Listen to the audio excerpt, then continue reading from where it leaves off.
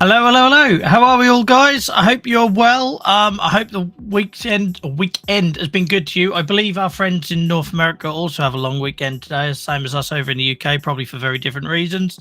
I hope you're good, guys. I hope the weather's good. Obviously, you can see the weather's good here in Norfolk in the UK because I'm burnt to a crisp, being the sort of slightly ginger self I am. Look at that. I look like one of them pink and white sweets. So I hope you're well, guys. Great to see so many people in. Great to see so many new faces. Welcome into the Wood family. Welcome into April. Lauren, good to see you again. I thought you might be here. Welcome in, Ricky. Snuffle, great to see you, mate. I always appreciate you getting in so early. Who have I missed anyone? Near Cheeks, I hope you're good. I know, I'm very red. And also, guys, bear in mind, I have psoriasis, so I'm now covered in emollients for what's to come, which is the worst product to have on when you're on camera under lights because I look very greasy now, so I look like a waxwork model basically, so enjoy that. There's no creases, but it's just shine, all 100% shine. And everything I'm touching I'm leaving fingerprints on. So I hope you're all good, guys. Yeah, sorry I look like a lobster. And it also occurred to me, with me going to the EULAR conference next week in Italy, about a week from now, I'm going to be in the middle of that conference peeling, and that's not going to be a good look for me. But there we go. Yeah, I'm covered in so many emollients near that I would literally go up in a shot. The pink lights are doing me a favour. You can't really see how red I am. If I was under normal room lighting, yeah, it's not good. It's really not good. I was stupid. I went out, took Dylan out for the morning, went on a big walk. Didn't think about wearing a hat, or didn't even really think I was going to be out for long at all. And then, yeah, cooked myself. Absolutely cooked myself. So there's a lesson for you. We're all human. Even patient advocates get it wrong, guys. So, yeah, if you see me keep wiping my forehead, that is purely because my skin feels like it's about 50 degrees at the minute. So I hope you're well, guys. I hope your weekend's been good. What have you guys been up to? Please let me know over in chat. And if you're here for the first time, first of all, welcome. Thank you to the Chronic Pain Club to joining the Chronic Pain Club talk show. So I should have come up with a shorter title. I don't know why. Like that was a bad, judgment call. But there we go. Thank you for joining us. We're here every Sunday night. Well, as much as I'm available anyway, every Sunday night from 7 o'clock GMT. And basically, we have conversations with people with lived experience, real stories, people doing amazing things in the advocacy space, people who want to sort of share their experience, because over here we believe that lived experience matters, and we also believe that the patient voice should be incorporated in every step of the journey when it comes to patients' treatment. So basically, there's only so many times I can share my story, and I'm bored of talking about myself. So what we do over here is basically create a platform for other people to share theirs. So yeah, this week we'll be talking about a new subject for the show. We haven't covered multiple sclerosis before, so I'm really looking forward to that. And also, I know many of you are here from our Twitch community because you know our guest tonight. So this will be a first for me as well, because I've interviewed previous community members, but they're community members I sort of already knew and talked to and everything else. So yeah, I'm really looking forward to getting to know our guest tonight, because yeah, there's it's different. It's different for me. I feel I'm more nervous about this, and when we get like a big like 50,000 follower advocate on Twitter, because I feel like this person already kind of knows me, and therefore I can't let them down, or I shouldn't let them down, or the pressure to not let them down. So there we go. I hope you're good, guys. I've been up to see family today. It's been nice. Awesome Snuffle. I don't know how your arthritis reacts to the heat. Does it help? Does it make it worse? For me, it's a double-edged sword. It helps my arthritis. It makes my psoriasis worse, which we were talking about on last week's show, for anyone that caught that. I'm well aware, by the way, guys, that we are several weeks behind on getting the edited interviews up on the YouTube channel. For those of you that are watching on YouTube, please remember to like this video and subscribe. It really helps us, and Google sees those thumbs up and it just shows it to more people, and it's like a runaway effect. So I really do appreciate that. And you can still see all of the unedited live shows from start to finish, warts and all, any mistakes I make or anything. And they all go up the minute this show ends. So if you join us later on, or if you miss a show, the minute I go offline, if you're watching on Twitter, LinkedIn, my Facebook page, or YouTube, everything goes up as it is. That's terrifying, but that's how we do it. And then in a couple of weeks' time, I will top and tail that, so you can watch just the interview, and then that'll end up on the JoelvsArthritis podcast as well, which if you're not listening to already, go search Joel versus Arthritis in whatever podcast listener, player, whatever you want to call them, that you listen to, and that will be over there. I really appreciate any sort of reviews or anything on that as well. Don't know what this condition is. You start to learn. I love it when we get people here that hasn't got any experience, but they just want to listen. That's exactly what we're here for. We're not just here to, help peer support and make other people feel seen, but we're also here to reduce the stigma and educate as well, guys. So, usual drill. I'm sorry for you people who are here week in, week out. You hear this every single week. I'm trying to shorten the speech. Usual drill, guys. When we interview our guests, we take the chat off screen out of courtesy of them to not distract them. So it's just a coffee shop conversation between me and the guest. I will still see the chat. I will feature the best ones on screen. This really helps the video afterwards. It helps engagement during the interview. So please do make your comments, questions, etc. in chat. However, when that comes off screen, you won't see all the combined chat. So you won't see the Facebook comments alongside the YouTube comments. You will only see the comments where you are watching. So if you're watching us over on my Facebook page, firstly, thank you.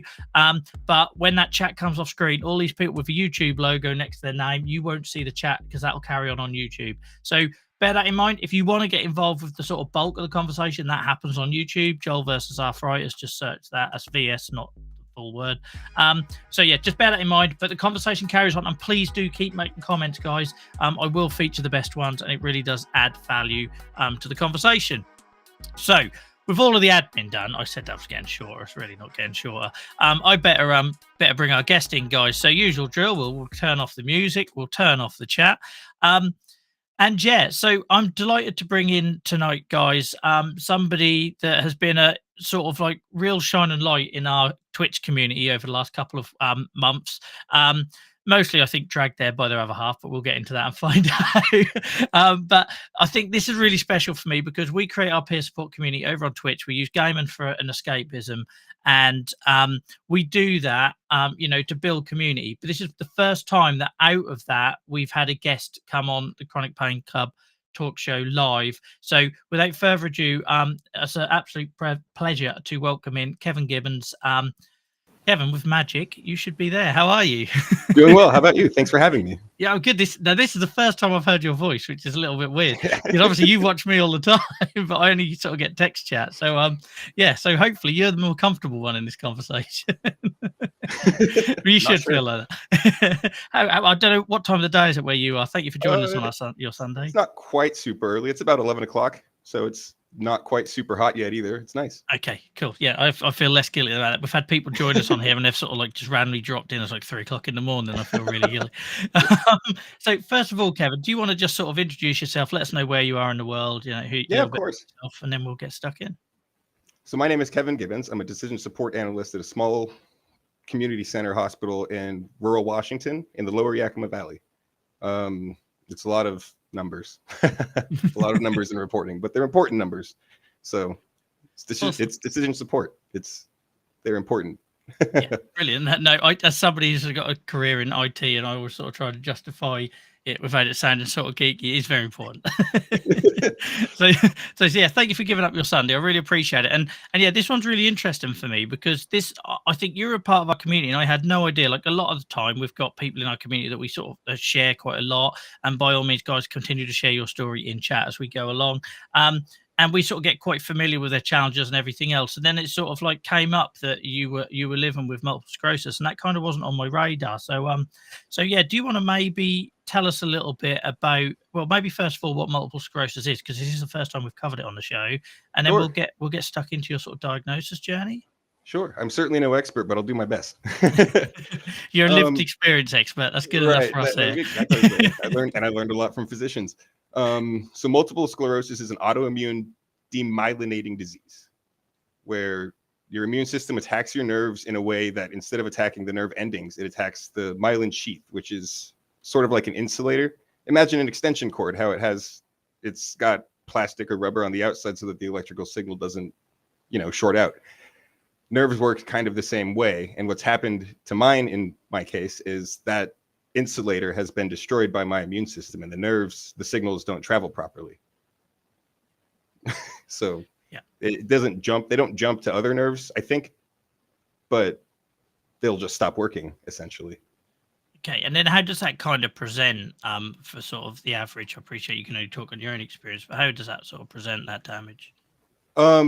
Well, for me, the first thing I noticed when it all, and I guess kind of how it started, was tingling in my neck during final season at university. And we didn't really know what it was, so we kind of just wrote it off and let it go. That's all it was. And then a year later, final season again, next year, I got eye pain. And when I say eye pain, it was optic nerve pain, because it was behind my eye. It's like a headache almost, or a migraine.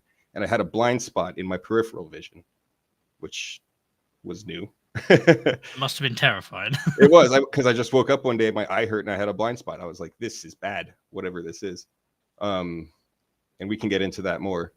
Moving on to when I had the thing that really put me in the hospital, I had the entire right side of my body was numb, head to toe.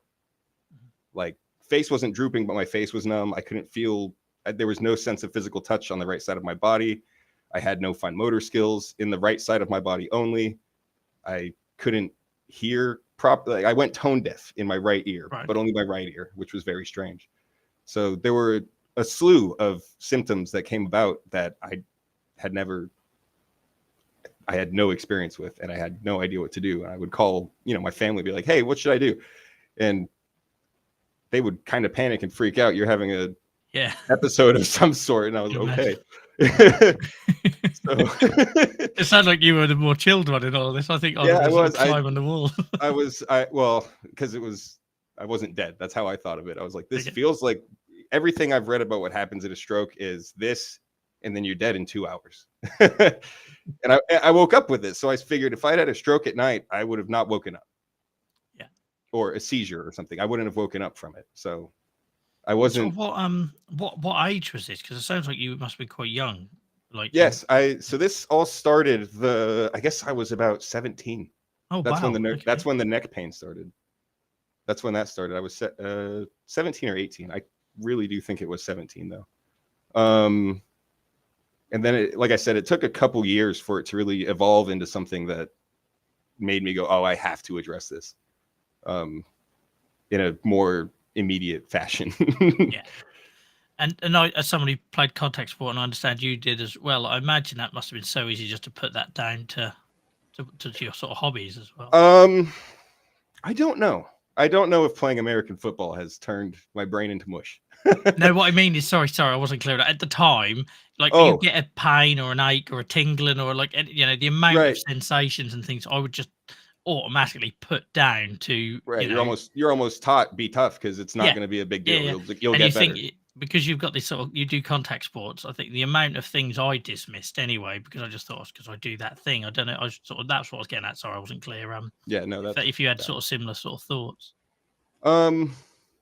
No, all of my injuries are, because it didn't really affect me when I was playing sports. I didn't play sports in college. I kind of stopped being athletic after high school, which is when the MS started becoming a situation anyway. So the football would have been bad if I had continued it, I think. Worse, I should say. I don't think that it was good for the condition. But I think that if I'd continued doing a contact sport or really any physical activity that was strenuous in that sort of fashion, it probably would have exacerbated the condition itself. So what sorry, carry on. I do think I kind of dodged a bullet in not continuing with sports. But yeah, because if there had been an overlap there, I suppose you could add a lot more on your plate, with trying to sort of like. So I say it's a common theme that comes up in the conversations on here, where sort of like, if you're diagnosed, everything gets attributed to that condition, and if you're not diagnosed, so many people go through those gates where they just put it down to something else and something else, and I know that when I look at my sort of diagnosis journey, you think, well, I could have got that looked at maybe earlier. So with yours, obviously, it escalated to a point where you clearly couldn't ignore it anymore, and you can't feel it all down one side. And so, so then what did that sort of next step look like for you? I'm guessing that was a trip to the ER, and then things. It was 2 trips to the ER, unfortunately, because the first one, and this, I know that we go on this show not to bash providers, not to bash hospitals, but I don't have a good experience with this one. We went in, I mean, it's what happened. We went in, I had my brother, I had my fiance at the time, and I had my brother's partner with us, because we were kind of panicking. So they drove me to the ER because I couldn't really drive, shouldn't be driving rather. And we got there, we waited, we got to the ER. And like I said, it was practically stroke symptoms. Like any reasonable ER physician would have said, oh, this is a stroke. We got to fast track a CT. Because I mean, that's what I would have done. I work in a hospital, so I kind of understand the yeah. I understand how the emergency department works a little bit. And they didn't. Just nothing. I got a once over, and the ER physician was like, I don't see anything wrong with you. I think you should just go home. And I was like, well, what should I do about the numbness? Oh, it might get better. And they've done all the usual tests, which confirms the numbness is sort of like there, because I've had several of those tests where, like, you know, sometimes they'll stab you and you feel something, sometimes they do and you don't, and they've done all of that sort of stuff and still. No, she did. Yeah, she didn't do much of anything. I don't know. Yeah, it was very strange. So then I went home and I was like, okay, let's see if it gets better, because what else are we gonna do? And then the next day it wasn't better, and I think we waited another day after that. Because at the time I was a delivery boy for Jimmy John's on a bicycle in uptown New Orleans. And I was like, okay, well, I got to go to work. So I rode a bicycle. I'm only laughing because obviously in the past, I hope that's not offensive. Yeah, don't do that again. No. Thought of you riding a bike when you can't feel them. I had enough balance, but I did. I went to work. I kind of showed up and said, hey, I'm not doing so great, and showed them my hand not quite working, and they were like, okay, you can stay for an hour, but you really got to go. Yes. So I left, and then it was actually April Fool's Day. Rent was due, so I had to go drop off my rent. So I drove to the landlord's office to drop off rent, and then I got home and I was like, okay, this isn't better. I really shouldn't be doing any of the things that I've been doing, and I probably need to go back to the hospital. And that's when we went back to the hospital. And they, at the second hospital, because we went to a different one, we went to the ER. They did a once over, and they did do all of the numbness tests and fine motor skills tests and stuff. And he said, hey, man, we got to take some images, because I don't know what this is. I can't tell what it is. And it could be, you could have a lot of things going on right now, and we don't know what they could be. Okay, that sounds fine. So we wait a little while. We do the imaging, which was it's an MRI study of your brain. You do one with contrast, one without. So it was about 2 hours in a tube, which I'm used to at this point now. And then you got to wait for that to get read. So I was sitting in the waiting bay, I guess you could call it, for about half an hour. And then they call me back to the room. And he sits me down and he looks at his images and he says, okay, this is going to be shocking, but I think you're okay. You've got 10 lesions on your brain and central nervous system. So that wasn't shocking at all. I was like, okay, what does that mean? And he said, I don't know, they're lesions. So we have to do some testing. And then I think from there, I was wheeled to the neuro ICU. I can't really remember that part. I can imagine why your memory of that, trying to process that, might be a little bit sketchy. I think don't beat yourself up too much about right. That is a lot to take on. The whole immediate diagnosis, and then the next like 6 hours, I can't remember because I was in shock. And that's quite rare as well. Like for an autoimmune disease, like we hear so many people on here that get this really long, drawn out, like 7 years, and bits and pieces of the puzzle come together. So to get that sort of like, I know you didn't have any answers at that point, but to get that sort of really hard, firm evidence of a problem so quickly at that point, that's a lot to process, isn't it? It was, and it was frustrating at the time because, and this goes back to the optic problem, because when that first presented, we actually tried to chase it down because that was a big deal. So I went to a regular optometrist and they did some retinal scans. It wasn't the retina, of course.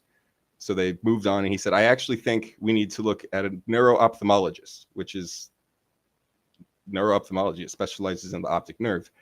Great. We have one of those in New Orleans. Great. This works out great. So I go down, we do a test. She looks at she does her exams and says, okay, I think we should order MRI. This was a year before I went to the hospital. The orders never came through for some reason. I don't know what happened. I don't know. And at the time I didn't know, I can just call scheduling and have this all sorted. But I didn't know that. I never got a call back. I went at one point after a few months to look up the practicing physician again, and I couldn't find her in the network. So I'm not sure if there was turnover at the hospital or what, but it just kind of fell through the cracks and never got addressed. And then it got worse. So that's how I ended up in the hospital for a week. But there was clearly opportunities there, wasn't there, to stop it yes. At that point where you're then faced with that news of you've got 10 lesions on your brain and we don't know what they are like that. I can't even imagine It must have felt like you just dropped off a cliff at that point. It was, yeah, that's a good way to put it, actually, because I was not okay. Even when I did get the test results back and they were like, hey, it's MS, it didn't make it better. It wasn't like, oh, great. I can imagine we know I imagine they kind of present it as a positive, bearing in mind what it could have been, but still, right, that's yes. like, that's it's a chronic life-changing condition. Yeah, it was, and I still couldn't. It's not like I was better. They told me it was like, okay, now you've still got months of PT. And did you get any sort of like mental health support? I know what the answer is here, but was there any sort of mental health support at that moment in time, or is it literally here you go and you're waiting in a corridor or on a bed trying to process that? Pretty much just sitting there thinking.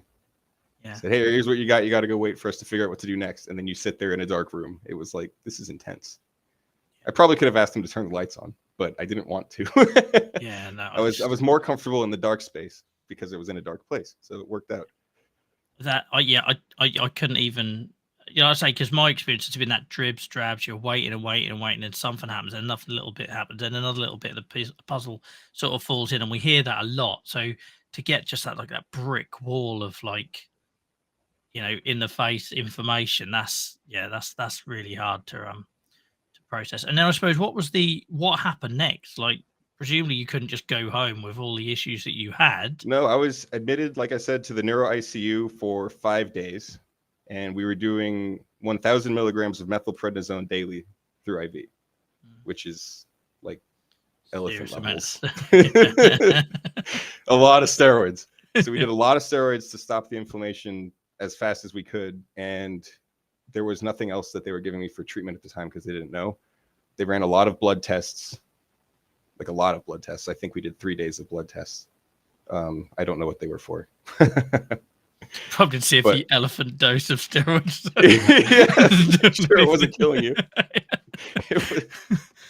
Probably. It was intense. But it was a 5-day neuro ICU stay, and then I was discharged, I think Thursday or Friday. It was Friday. I think before I was discharged, they met with a counselor and we scheduled a neurology appointment for like 10 days later, which was good that even worked out. We started getting the PT worked out because physical therapy was important. We just, as we were in the hospital, we started working on those things because those were the next steps. And then we did about 2 months of physical therapy that was like guided at a clinic.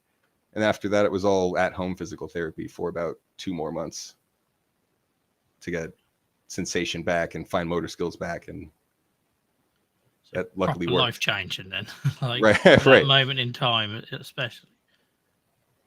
And right.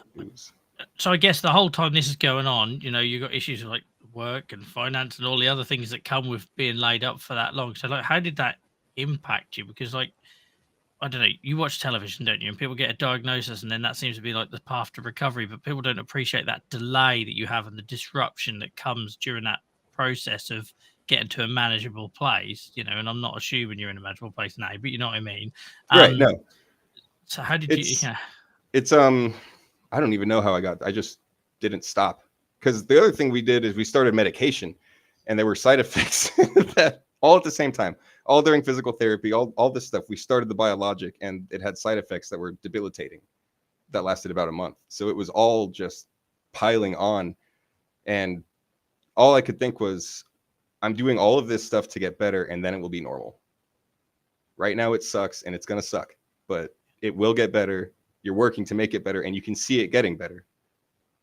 That was important, is I didn't even track my progress that well. I really didn't. But being able to go from the day to day and see, hey, this is improving and improving and improving. That's what kept me going through all of that, I think. Like the most, I should say. And I'm assuming you had some sort of like support network or something around you in terms of family, friends, or just family and friends mostly. I really didn't reach out that much. My wife was incredibly supportive. My parents were incredibly supportive, but I didn't want to burden anyone, so I didn't push. I didn't ask for help. And part of this is saying thank you, because I found this group, or I should say Lauren found this group, and it's been great to get into something, because shared experience is really good. And frankly, I didn't even consider it.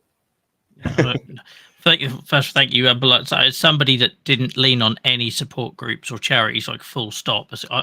I've had long-term health conditions since I was 10 years old, and I got to my 30s before ever reaching out. And then things are available, and we spend all day on this show telling people and signposting and stuff like that. There is definitely some personality types or whatever, those of us that we just don't. We'll put our head down, focus on the goal, lean on those around us, and crack on, and not know that there is sort of like a bigger support sort of system available, isn't there? Yeah, and I would say for anyone, if there is anyone watching that is in a situation that they're like, oh, I'm not feeling about it, you should look into support groups, because even if you think that you're a not sociable person, there are other not sociable people in those groups. That's what I've learned. Yes. And you'll bond over that. Yeah. And I think that's the beauty of, like, for anyone who's joining us or is not familiar with this, basically we do stuff over on a platform called Twitch, twitch.tv/JoelvsArthritis. And we use gaming as like a form of escapism. And I think gaming by its kind of nature is a little bit antisocial. Like I took a long while before I would turn on the mic on a voice chat or anything when I was a bit younger. And, so I think it softens the blow a little bit, because you've got that common thing that everybody's interested in, and you can dip in and out. It's not like this full on, so the first sort of like support stuff, I don't know about you, it sounds like maybe you didn't reach out or have that stuff offered. The first sort of like support things that were offered to me was like sitting in a circle with a load of people that probably weren't relatable to me, or different ages and demographics and things. And I was never going to do that, so I think that's where, like you say, you don't have to be sociable, but you could take what you need, can't you? Yes, and it's important, because, like I said, I didn't do it, and having people here that understand, it's fantastic, because you can lean on them if you need to, or they can lean on you. I've come to learn that I like that part more. Yeah.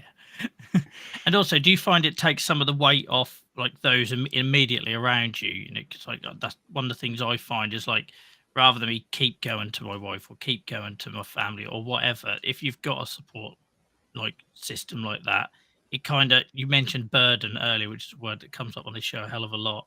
Do you find that helps with that, or the way that you feel about that? I think it helps, yes, because I don't have to, because I can go somewhere that not everyone is a part of in my circle, which is fine. I don't need everyone in a circle in my spaces.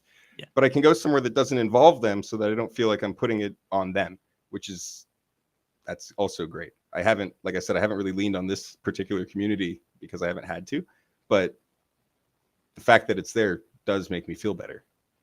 I absolutely love that we have some people in here with us, both on this channel and over on Twitch, and that have they don't need nothing in return, but they still show up. We've got people that don't have any condition or lived experience or aren't a caregiver for someone, and I absolutely love that. So yeah, thank you for being a part of it. Because it's easy to understand why people would come when they're looking for help, but to be here and be present and supporting other people when you don't need it, that says a lot about you.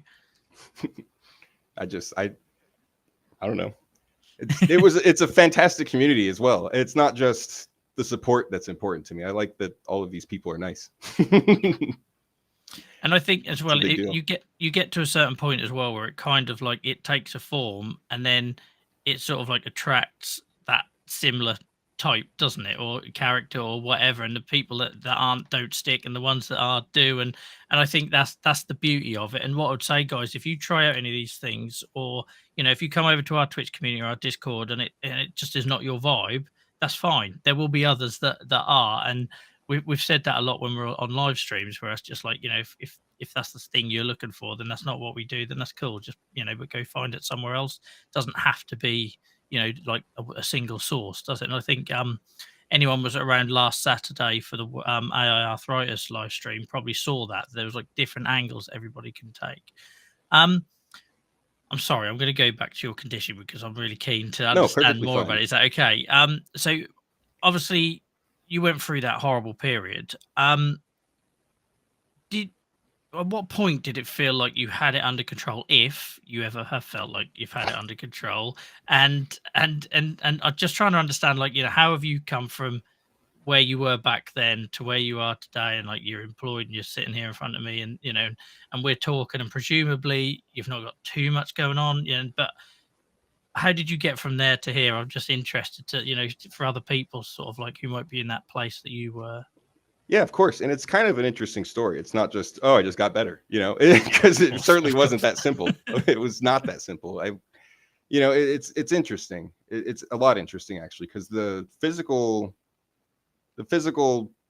symptoms that I had went away in about 3 months. I started Tecfidera or dimethyl fumarate, which is a twice daily biologic pill, which is nice.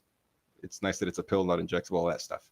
But it caused pretty intense abdominal cramping, pain. I'd be doubled over for like 15 minutes at a time, trying not to faint.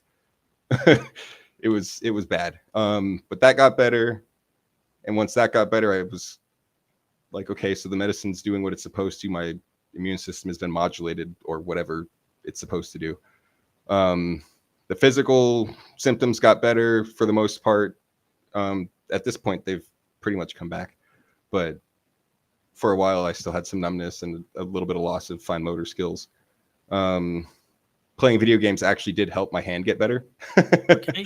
So there was some therapy in video games for that situation. How did we get there? So we had to leave New Orleans because I couldn't find work there. So we got an opportunity in Washington and took it and just took off. We got the dog in New Orleans, of course. That's actually when I started feeling better. I decided, because my wife wanted a dog. Yeah. And I was like, I don't know, I'm very sick right now. And then I got better and it was like, well, I could probably have a dog. And then the dog was crazy for a while, but that worked. I can relate to having a crazy dog. Yeah. Yeah. The dog has helped a lot with, the dog has helped a lot more than I was willing to admit, actually. That it's very therapeutic, I realized, to have an animal there to help.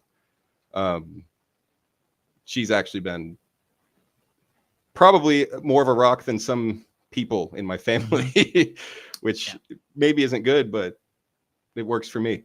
I can totally relate. I can totally, as somebody who, until I lost my last dog, I didn't realize what a hole that was filling. Just that dependability and that someone always wanted to see you, and right. that constant. And also for me, it got me out of the house and got me moving. And exactly, can totally relate. Right. So the dog was good. We moved about 6 months after we got the dog, I think. Maybe. No, it was about a year. So we moved to Washington. I thought everything was under control. It was going well, sort of. And then it wasn't, as it turns out. So one of the lesions on my brain is on my amygdala, which, as some of us know, is what controls emotion, hunger, etc. So going into 2021, I want to say, no, 2020. Going into 2020, I was facing some depression that I was like, okay, we could probably handle this with therapy and, other holistic approaches. And the therapy did help. We did cognitive behavioral therapy, which was effective for a while for the depression, but it evolved into bipolar depression because I guess that's just what it did. And that led to a rough patch in the summer. But we got that medicated, actually, and that helped a lot. And I'd say that after that medication started taking effect, I actually felt like myself again for the first time in maybe 3 years. So.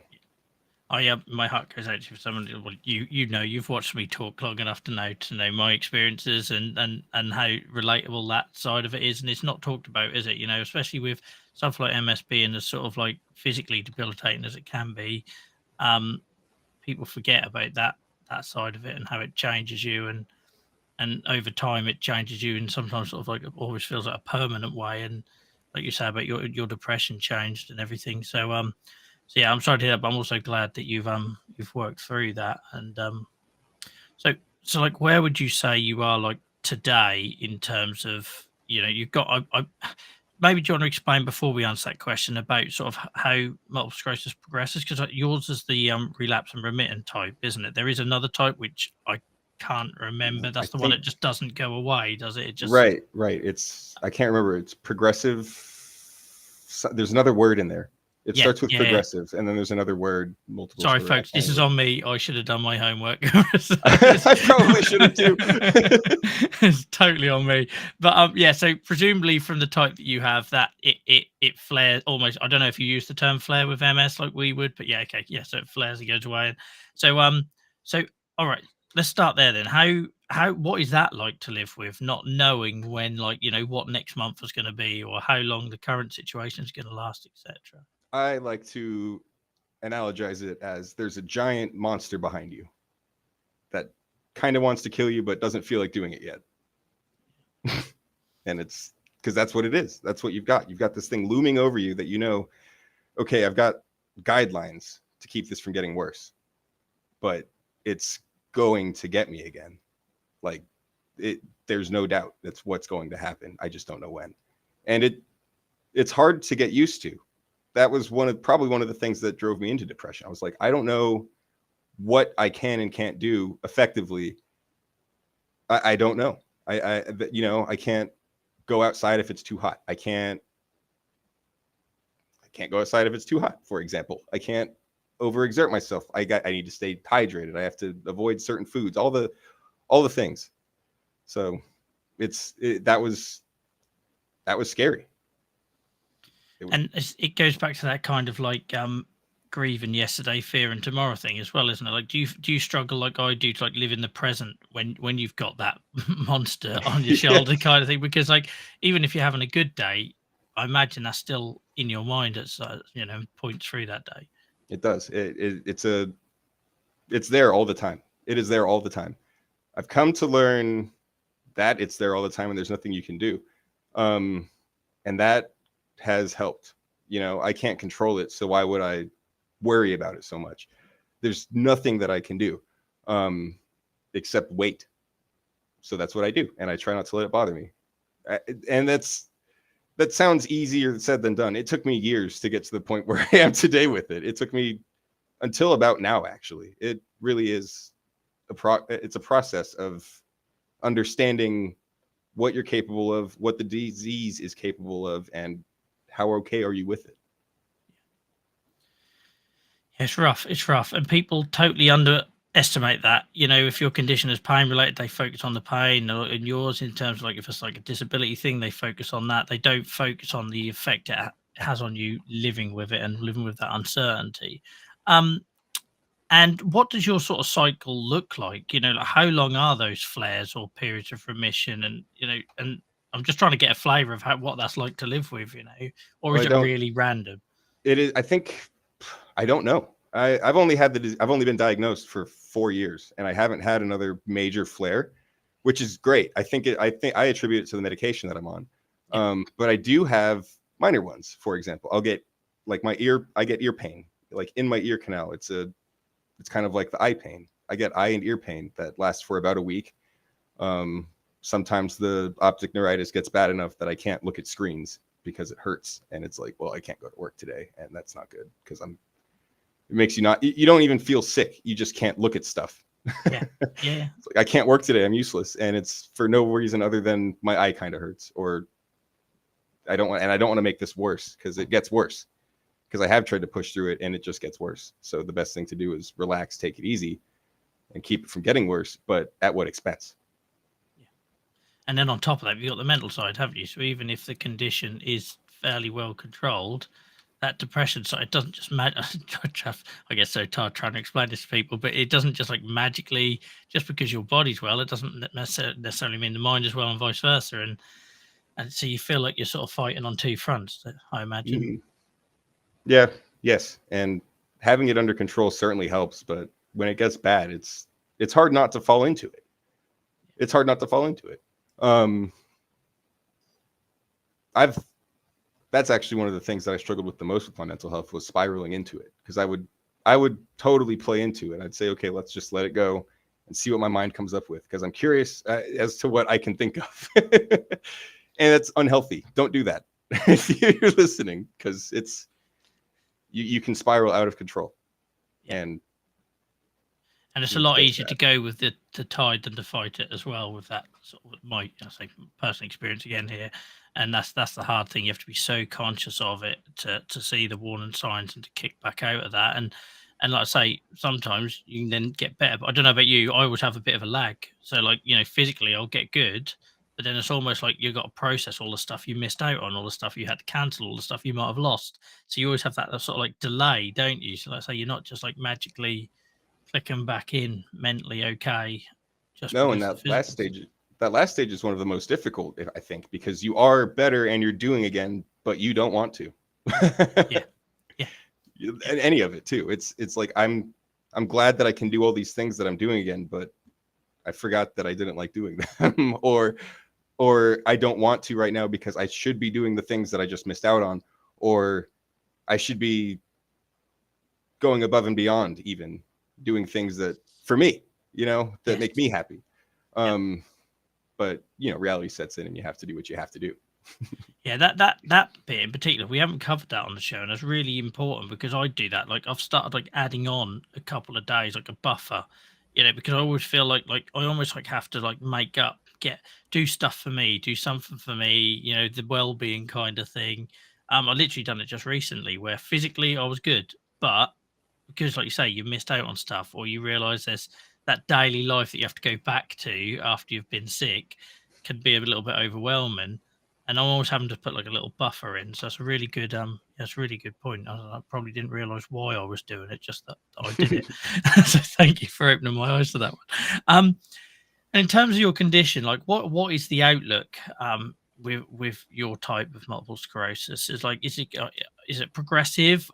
Does the damage sort of layer over time, or is it just, does it go back and you sort of carry on as normal, or is it complete unknown? I don't think I'm actually not sure. Mine, they have graphs. I remember looking at graphs on how they work differently. Progressive does not get better, from what I understand. Relapsing remitting, you can have a major flare like I did, and it will get better, but maybe not all the way. Mine, in my case, it got mostly better, which is good. I'd say maybe 3%. I've got 97% capability that I did before, which is, I'd say that's close enough to 100 to ground up. But as it gets worse, or as it happens more, the damage does become, it compounds a little bit. I don't know that next time I have a giant flare that I'll come out of it as well. I don't know, frankly. I think damage varies depending on the severity of the flare, and it, depending on that severity, is what determines if it gets better or stays not better.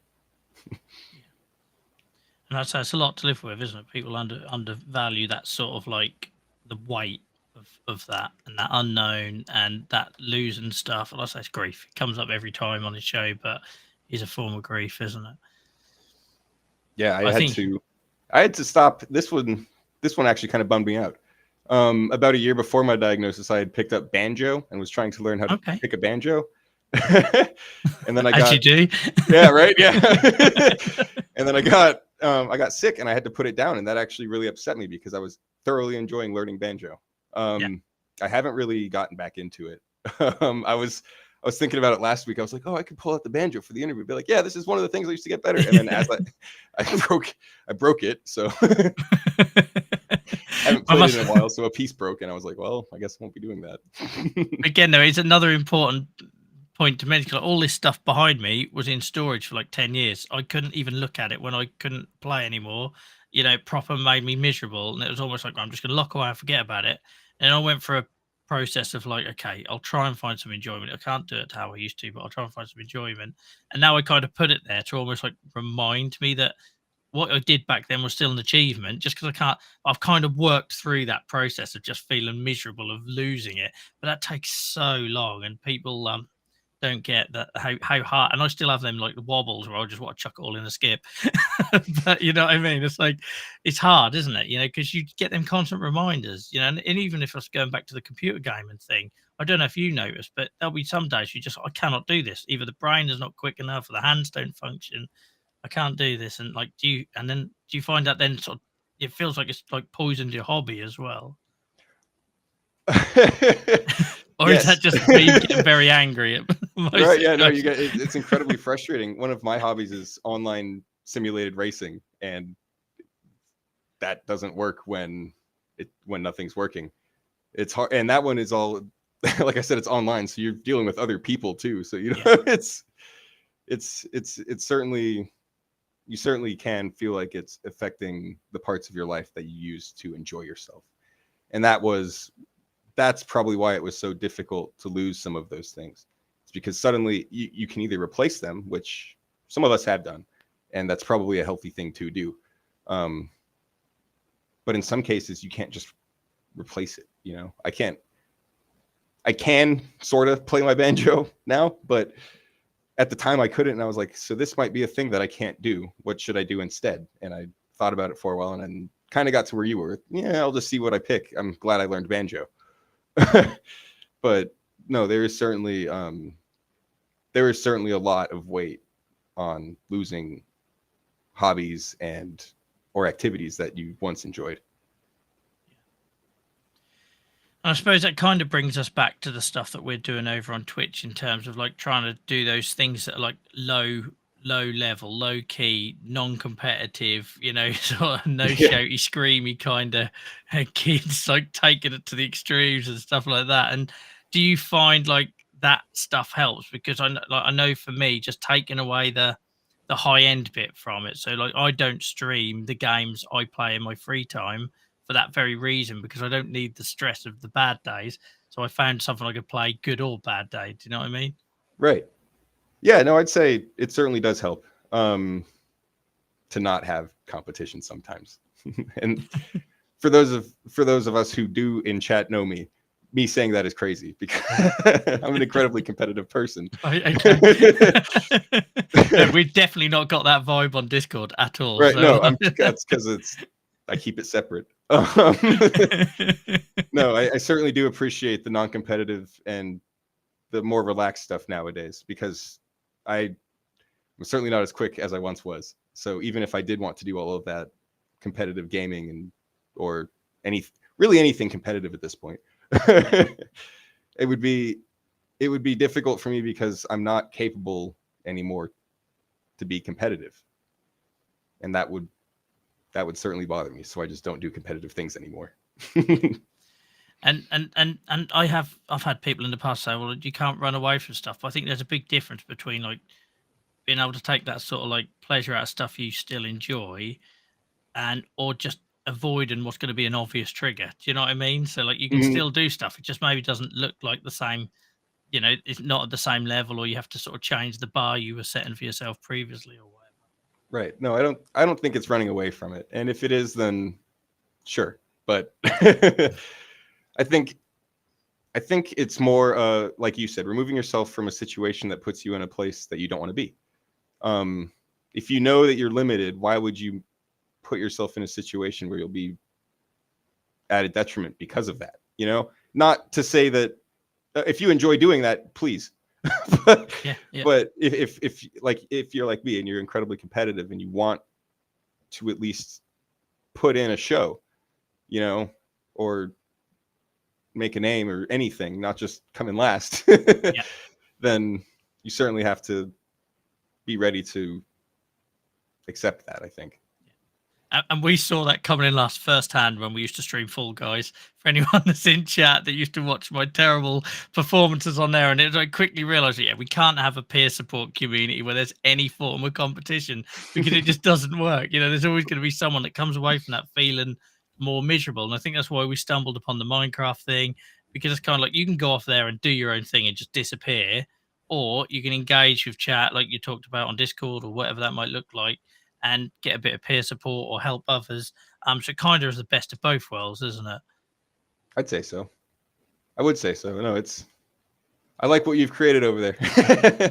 Well, I still feel like I've got a long way to go, but it's only possible because of people like yourselves coming in and joining and helping other people feel welcome and sharing your experiences. And like I say, coming on shows like this for us to add a bit more context, because we've got so many people in there that are dealing with all sorts of manner of things in their everyday lives.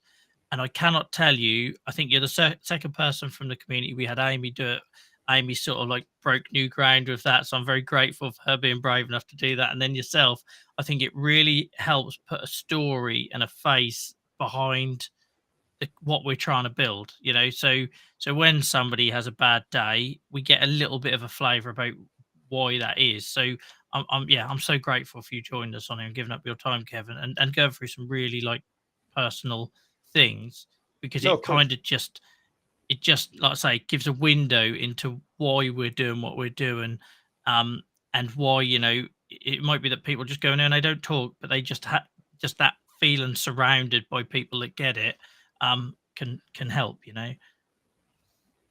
It's helped me. Like I said, it has helped me.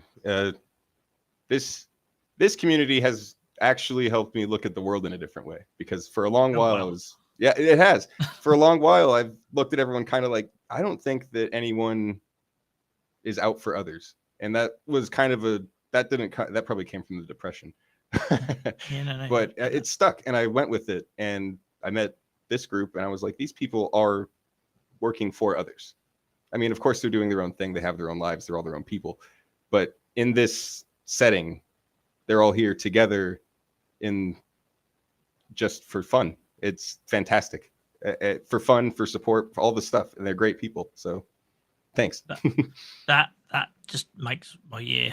It genuinely does, because like, you know, we've done this for a long while with nobody around, and we'll carry on doing it if that goes back to those days. And just like I say, to get real world voices, faces coming back and saying how it benefits, it really does like fuel us, because like we're quite open on Twitch, for example, that for us to go live, we've got Near Cheeks dealing with a puppy and a toddler and a mod job and a cooking dinner and all this sort of, and people just think it just magically happens and everything else. So to hear somebody actually getting a benefit from that, just yeah, and from somebody in a totally different part of the world as well. Yeah, I really appreciate it. And I would like to point out, guys, Kevin has not been given any questions or anything in advance, hasn't been asked to say this stuff, hasn't been paid to say this No, stuff. and I didn't take any notes. So. and if I wasn't so sunburnt, you'd see I was blushing and genuinely made up from those comments. So yeah, thank you so much, Kevin. I understand that you don't want me to sort of plug or share it or find anyone, but I suppose I can tell people that they can find you over on Discord, maybe on our server. Yeah, you can always find me in Discord. I think I've got my indicators offline. Yeah, no, I'd have to do that regularly for just mental health reasons. Right, yeah. I think I'm offline, but I'm not always offline. You can find me at, I think it's Gibborama with no caps. That's my Discord. I don't know if I'm really active on other social media a whole lot. Not really. And I suppose just because I feel like we've covered some real big things there, and this is a really big question to end on, so I'm sorry in advance, because like I say, guys, I don't send these in advance. I try to keep it just informal, two people talking and learning about each other. And you know, with all of those experiences you've had, either if you went through that again, is there anything you'd do differently? Or if there was somebody going through that now at the start of that journey, is there any sort of like one piece of advice you'd give or anything? I realize that's a big thing to put you on the spot No, with, it's perfectly fine. I'd say the one takeaway that I have from all of that 3-year period of dealing with it is you need to chase down your symptoms. Like, make sure that whatever it may be, because it might be tingling in the neck, it might be ear pain, it might be eye pain, whatever it is, you should find the root cause.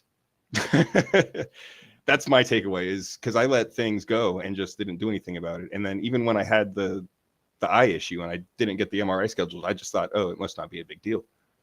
But we could have tracked the diagnosis down a year earlier, and probably maybe there wouldn't have been 10 lesions. Maybe there would have been 8. Maybe there would have been 6. So my advice is, if you've got something wrong and you have means to get it looked at least, you should. And I know that that's kind of a blanket overall, oh, it's not very good, but that's no, I think perfectly. that's what my takeaway was, other than look at life better, because that was the second thing, is now you've got this thing looming over you and you have to look at the world in a different way. Yeah. Thank you so much for sharing, Kevin. I'm seeing you in a totally different light, and so much more respect for you. And like you're an awesome member of the community anyway. But yeah, like I say, to be able to put a story and a face to the person in the community, and also I feel like we should, I don't want them stealing your thunder. I feel like we should also give a shout out to Lauren at this point, because you two have been such a great addition, and she's super active, and I'm guessing she had something to do with you joining us tonight. I know she reached out to me in the first instance, so thank you to Lauren. Guys, you're awesome. And yeah, thank you, Kevin, for joining us. I really do appreciate it. I'm going to let you go now. But guys, if you stick around, I'll be explaining how we'll be hopping over to the Twitch channel shortly, and how you can get involved with that. But Kevin, on behalf of everyone, there's loads of lovely comments in chat. I'm sure you'll stick around to see them. But thank you for Have a good one, all. Appreciate it. Thank you, Kevin.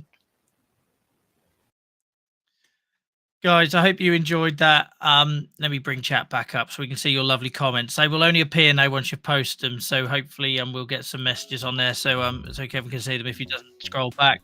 Guys, that was really do appreciate it. And like I say, it just means so much more to me when it's somebody from the community, because for a lot of the time when you do the advocacy thing, it feels like you're shouting into the void. It's just literally you shout and you hope something occasionally come back. Lauren will know this from when Lauren was the first person that found us on Twitch by searching for what we wanted people to find us for. Up until that point, it'd been completely accidental, or people finding us from other platforms. And I remember when Lauren came in and said, "No, I searched this," and you guys came up. It's just like it proper, like I could have blubbed like live on Twitch. It really did mean a lot. So to hear, like I say, to get those backstories, to hear what people, it's good for me as well. I need to remember, because I'll often say, like, when I have a flare or whatever, there's not all bad in it, because it reminds me, it puts me back in touch with what people are living with. Because if I go and have years of being well managed, am I really the accurate patient voice I'm trying to be? So I think it applies for hearing you guys' story as well. So I get that perspective as somebody that hasn't got a lot. My only experience with MS is I've had to be ruled out from it being a diagnosis 2 or 3 times. So I know the tests they do for it, but that's as far as it's ever gone. But I know we've got a couple of people in our community that do either. I think we've got probably more caregivers for MS than actual people living with MS. So that really helped me fill in the gaps. So I do appreciate that. I'm misty-eyed. Goodness, I found out much watch. I know, it was brilliant. And also, guys, wasn't it great that I know I'm a little bit biased. I try to get quite a few men on here just to try and balance it out in a world where most people talking about chronic illness is female. You only have to go on Instagram to see that. I don't know. I just think that's really refreshing as well when you get 2 blokes talking like that.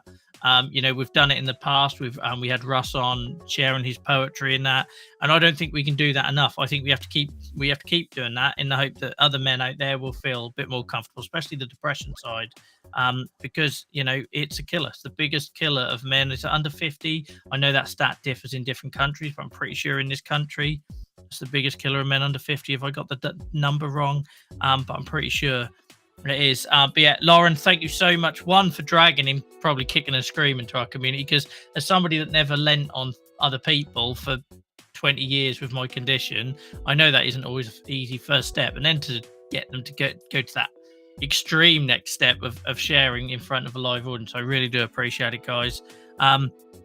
Need to remember you're making a difference, everybody. Yeah. Like I say, Ricky, I do appreciate that. I generally do. But as somebody, one, I can't take compliments very well. I'm working on that. My therapist has got me working on that. But I don't know. The trouble is we're faced with so many issues in this space, and people like Snuffle and others who are based in the UK will understand where I'm going with this. 72-week waiting lists and medicine's not turning up, and people, you can feel like such a wall of issues that you can lose your way in it a little bit and miss the really important stuff, which is you guys and our community. So thank you for reminding me of that, guys, because I'm constantly, Nia Cheeks will tell you this, I just constantly, right, that's done, move on, next thing, that's done, move on, next thing. A bit like when Kevin was talking about being super competitive. I guess I've taken what I used to do on the sporting field and applied it to advocacy, but it means you never take a break.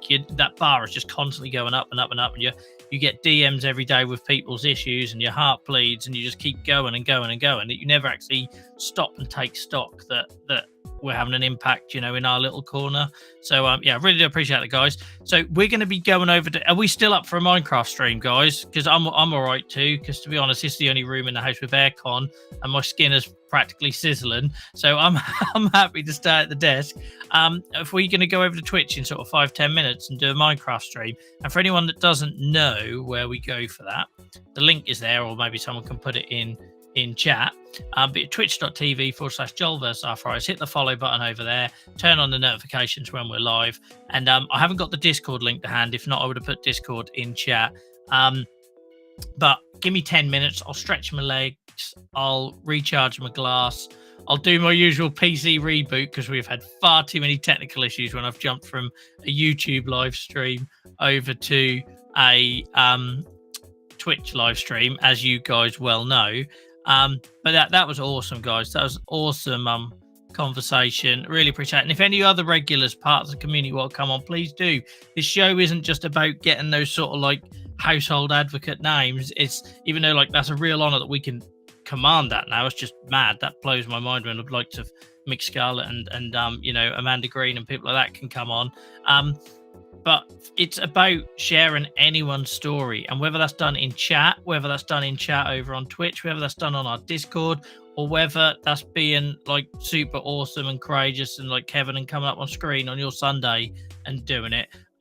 It doesn't matter where you do that. If our community can help you share that, educate, remove stigma, take some pressure off yourself, share the burden a little bit and lean on the community around you, then we've done our jobs. As far as I'm concerned, we've done our jobs. So yeah, all right, give me 10 minutes then, guys. I'll go stretch my legs, get a drink, do a reboot, and we'll be over on Twitch. But in the meantime, wherever you're watching, please don't forget to follow, like, thumbs up, whatever platform. We go out live on 4 platforms, whichever one it is. Do the necessary under the video. It generally does help people find us. And since people have started thumbs up on the live streams, by the way, guys, we've got so many new subscribers on the YouTube channel, so I really do appreciate it. It turns into like this snowball effect, and let's be honest, we're talking about very niche things.